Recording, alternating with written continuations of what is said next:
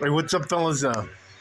One of my neighbors actually, two of them stopped by. Well, he's having his yard worked on.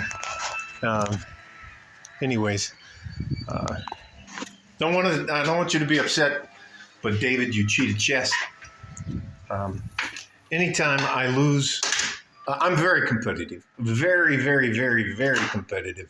Um, to my detriment at some times. So, anyways, he just left. He calls my house just to fucking bust my chops. Here, look. He calls my house the fucking ghetto. He calls my neighborhood the ghetto, and my house is kind of like a dumpy. He calls it dumpy. What a dick. I call him a wad. Today I told him what wad meant. What a dick is what wad means. So, anyways, but we started talking about. He's actually single, never been married, and he's extremely wealthy. I mean, he's one of the guys that has the fucking McLaren and all the rest of that stuff. And he had me laughing so hard about delusional women. He's 60 years old. I'll be 60 in 3 years. Well, 2 years and some change.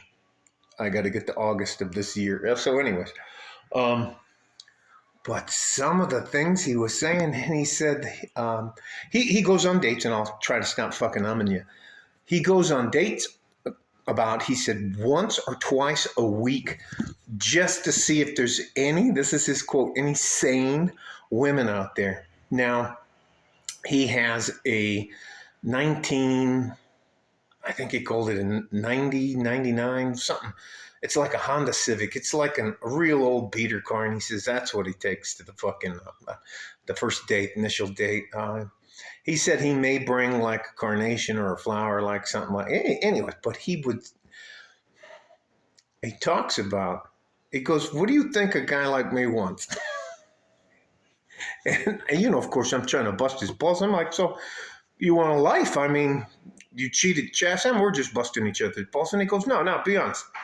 What do you think somebody with my wealth, where I can live, what I can do, what do you think I want if I decide to have a woman in my life? And I was like, you know what? The very first thing he told me is that she's fit. And then what made me laugh, he goes, I don't want to be married to some NFL linebacker looking chick. And he talked about, have you ever seen the ladies with the extra meat on both sides of them? You see them from the back, and they got a cube-sized head. Their shoulders are out like this, and then they got these blobs. These like, what did he call it? He called them muffin tops. I don't want an NFL linebacker muffin top on my arm. And I was like, here's exactly what he told me. He says, look, I still do deals every once in a while, and I still go to events. There's some nice country clubs around here, and that's usually where if he wants someone to help him with the deal, then he'll invite them to the club. And if they want you to invest money into that stuff, they invite you to the club. And he says, I don't care if the woman's older or that. It doesn't matter. It matters that she's fit. Because that shows that I know what I'm doing. I don't know how to say it. He said that the woman would show that he had good judgment, shows that he has the ability to have a beautiful woman in his life. And there are women who are older. There's women in their 50s and 60s or just gorgeous. Now, do they look like a 24-year-old? No. Do they look like a 30-year-old? No. But they have a certain elegance, and especially if they can talk and carry on a conversation. I don't know if you've ever been around people who I consider a ghetto. They talk too loud. They just, anyways. And one of the funniest things he said, I go on dates, and sometimes I'll just get up and leave because that woman spent, what did he say, an hour and a half from here up. makeup, hair, all that kind of stuff, and he included the nails and all the rest of that stuff. And he goes, but from here down, it looks like, what did he say? It looks like a bad plate of mashed potatoes. I can't. You know what I'm talking about. There's just lumps where they're not supposed to. Yeah. So he was in rare form today. He brought me some scotch. So, anyways, again, there are guys. I know. I don't make six figures, but I don't fucking work. I make very high five figures. And I don't have to do anything. I enjoy working out. I enjoy all the stuff that I do. Like taking care of my house, my friends, that kind of stuff. But I don't want to fucking go back to work. No, I've been there, done that. Got that T-shirt. So, but this guy, he said that even as he gets older, and he's 60, he said that he really enjoys making deals. And he says to the point now, because he said he's very successful, that he says he doesn't necessarily mind leaving money on the table. And for those of you who don't know what that means that when there's an opportunity to take everything the other person has to offer and he just leaves some of it there, so there's no ill will. Nobody figures out later that they kind of got screwed. I mean, it's just nice. But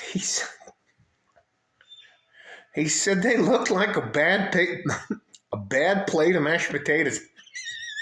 Come on, that's funny. Anyway, all right. I think the last thing he told me, he goes, why don't they ever just ask us what we want? You finally get to go out on a date with the guy that's in the top 3 to 5% on Earth. Well, maybe not 3 to 5%, top 10, 20% of guys on Earth. And he said, all they want to do is talk about them and what they want and what they think they deserve and this and that. He goes, they rarely even ask me for anything. They never offer to pay. They never do this.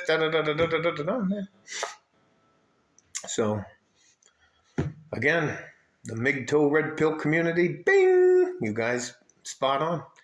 I looked up how rare it is to find a good woman. I think it does matter if she models herself after her mother and what her mother is.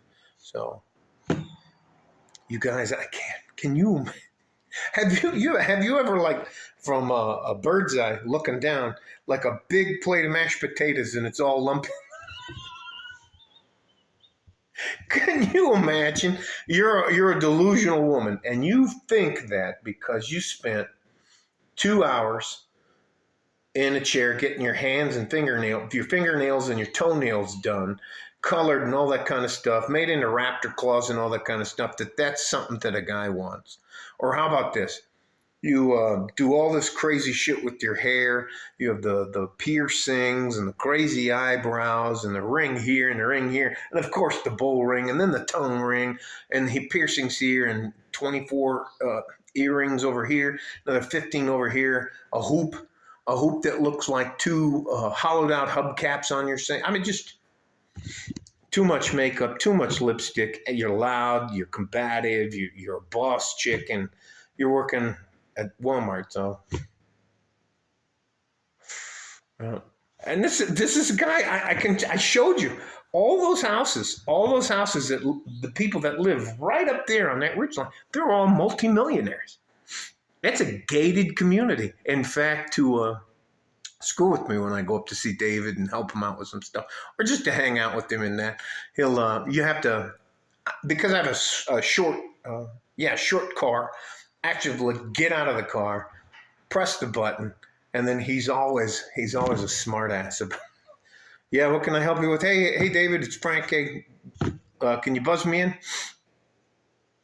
Frank who? Just but the plate of mashed potatoes thing got me real good. So I don't mean to be doing this to you guys, but that was awesome. And I don't live in the ghetto. I don't give a fuck what David says to you. He is not. He would be very angry if I put a picture of him. Or man, sometimes he'll come down here and he has his black Maserati, and he has the Corvette with the engine that's behind the. It looks like a race car. Anyways, he comes down here and he'll just take his time getting out of the car.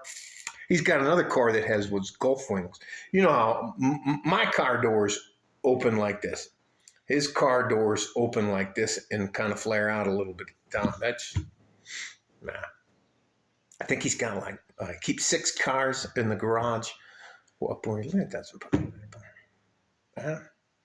and that motherfucker, when he goes out on a date, goes into like an old Honda Civic. Toyota Civic? Is it Scepter? It's a Honda Civic and it's a Toyota Corolla. I'm sorry, it was a Corolla. He goes out in a Corolla. So, anyways, ladies, if you want to make peace, why don't you just ask us what we want? It's not a... And don't tell us what we want. That's just crazy. So anyways, you guys, again, you know, sometimes I get a little bent out of shape when I see these guys like the dating coaches and all those kind of stuff. But these guys, whenever I go to the country club, I can't tell you.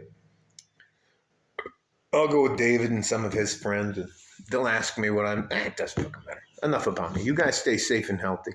Take care of each other if you can. And if you can't, take care of yourself. And yes, you're right. Yes, you're right for being in the Men Go Their Own Way community. Yes, you're right for being in the Red Pill community. Yes, you guys are right. Save your money. Invest your money. Leverage your money. Take care of yourself first. We fucking need you. I cannot tell you how important you guys are. Love you. I'll do what I can for you, and I promise you I won't try to take anything from you ever. Like a fart in a G-string from West Texas, El Paso. I'm out of here. The plate of mashed potato. A plate of bad limit. Bye-bye.